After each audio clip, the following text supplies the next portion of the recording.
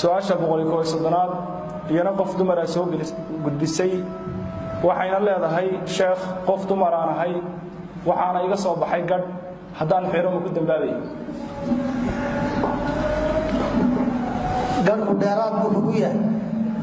ilaahayna kuguma talagelin marka wixii sida dheeraadka waana ma aha abuurkii alle subxaanahu wa tacaala ilaahay gabadha u abuuray oo la bedelaya ma aha bal waxa laga yaabaa gadhkaa ka soo baxay inuu dee ceeb ku yahay rag badan baa ka sasaya markay gadh ku arkaan ama nin moodaya waayo gadhku waa calaamadda labka iyo dhadiga lagu kala sooco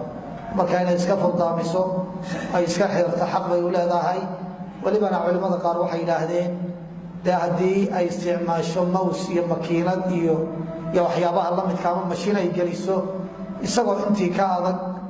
ayuu si degdega u soo baxaya marka haddaba waxaa jira waxyaabo si abadiya u zuulinaya camaliyaad noocaas oo kale ah iska fudud baa jira inay samayso